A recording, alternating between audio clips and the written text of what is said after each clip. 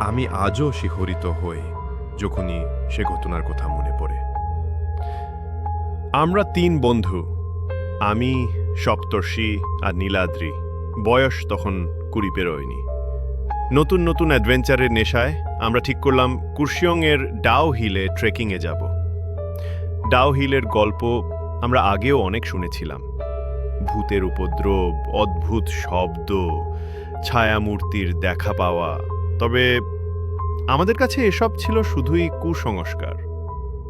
আমরা ভেবেছিলাম সব বাজে কথা। সারাদিনে পাহাড়ি পথে হাঁটাহাঁটি, ছবি তোলা, খাওয়া দাওয়া, দিনটি দারুণ গেল।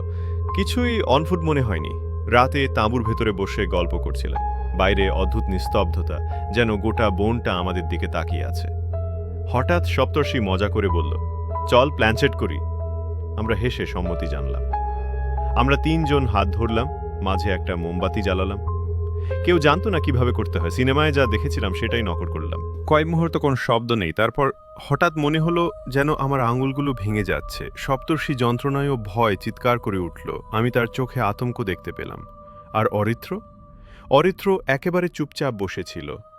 আমরা যখন তাকালাম, তার চোখগুলো পুরোপুরি কালো, সাদা অংশটুকুও নেই, আর মুখে এক ভয়ানক হাসি, যেন সে আর অরিত্র নেই, সে অন্য কেউ ছিল।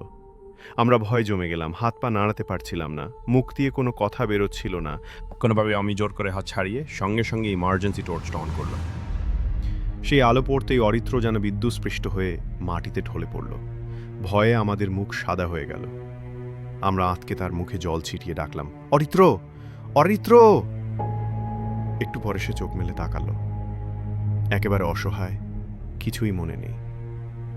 আমাদের মনের মধ্যে চরম ভয়। আমরা সিদ্ধান্ত নিলাম, যা হয়েছে তা আমরা কাউকে বলবো না। কয়েক মাস কেটে গেল, আমরা সবাই স্বাভাবিক জীবনে ফিরলাম। গত রবিবার অরিত্রের জন্মদিনে আমরা তার বাড়িতে গেলাম। সেখানে একটা বড় কেক সাজানো ছিল, মোমবাতি জ্বলছে। Aritra is now 20. Aritra just closed his eyes and made a wish. And মোমবাতি নিভিয়ে দিতে যাচ্ছিল, কিন্তু চোখ খোলার সঙ্গে সঙ্গে সেই ভয়ঙ্কর হাসি আর সেই ভয়াল কালো চোখ, আবার সবাই আতঙ্কে ছিটকে পড়ল। অরিত্রা ঢলে মাটিতে পড়ে গেল। পরিস্থিতি শান্ত হলে আমরা তার বাবা মাকে সব খুলে বললাম। পরদিন তারা এক মৌলভীর কাছে অরিত্রকে নিয়ে গেল। সবকিছু শুনে মৌলভী বললেন, এটা সাধারণ আত্মা নয়। যতদিন অরিত্র বেঁচে থাকবে যেন কখনো মোমবাতির সামনে চোখ না বন্ধ করে, না হলে সেই আত্মা আবার ফিরবে। আজও আমরা যখনই অরিত্রের সঙ্গে থাকি, তার আশপাশে আগুন বা মোমবাতি দেখলেই শিউরে উঠি, কারণ আমরা জানি সে শুধু একা নয়।